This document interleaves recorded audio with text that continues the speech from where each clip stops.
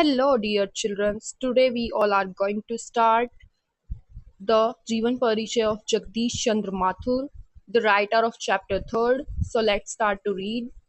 16 जुलाई 1917 को उत्तर प्रदेश के एक छोटे से कस्बे में जगदीश चंद्र माथुर का जन्म हुआ था। कब? 16 जुलाई 1917। उस समय प्रथम विश्व युद्ध चल रहा था। उस समय फर्स्ट वर्ल्ड वॉर चल रहा था। उनके कोमल मन पर विश्व युद्ध की घटनाओं का प्रभाव पड़ा, अतः उनके जीवन पर दो विश्व युद्धों का प्रभाव पड़ा, क्योंकि उनका जीवन काल 1917 से लेकर 1978 तक रहा, तो उन्होंने फर्स्ट वर्ल्ड वॉर और सेकेंड वर्ल्ड वॉर दोनों ही देखे। इसके परिणाम स्वरूप उनकी रचनाओं में युद्ध का प्रसंग विभिन्न रूपों में प्रस्तुत होता रहा है। युद्ध से उत्पन्न विनाश ने मानव के भीतर पुनर्निर्माण की भावना को जगाया है, क्योंकि विनाश होने के बाद हम अपने पुनर्निर्माण को स्थापित करते हैं।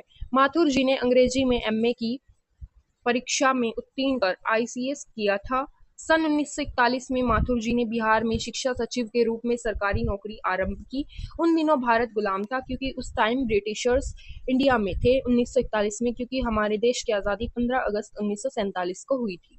अतएव नौकरी में आने पर उन्होंने अनुभव किया कि वे भी शोषकों की श्रेणी में शामिल हो गए हैं। 1955 से 1962 के बीच माथुर जी दिल्ली में आकाशवाणी के महानिदेशक के रूप में कार्यरत रहे। 1955 से लेकर 1962 तक। हृदय गति रुक जाने के से 14 मई 1978 को उनका स्वर्गवास हो गया। हार्ट अटैक के कारण 14 मई 1978 को उनका स्वर्गवास हो गया।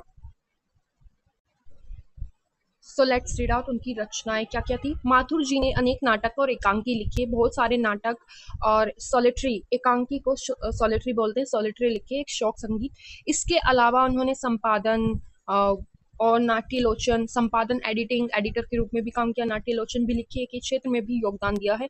उनकी रचनाएं निम्नलिखित है। नाटक कौरनाक 1951, शारदिया 1960, पहला राज 1969, दशरथ नंदन 1974 और रघुकुल रीति 1974।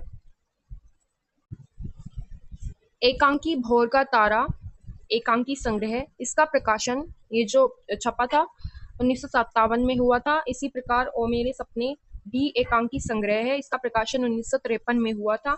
संपादन, एडिटर के रूप में जिन्होंने काम किया है, एडिटिंग की है, प्राचीन भाषा नाटक संग्रह है। और सॉलिटरी इन्होंने ये वाली लिखी है, भोर का तारा और ओ मेरे सपने। सो स्टूडेंट्स, इस वीडियो में इतना ही। अब हम कंटिन्यू करेंगे नेक्स्ट वीडियो में। So thank you for watching.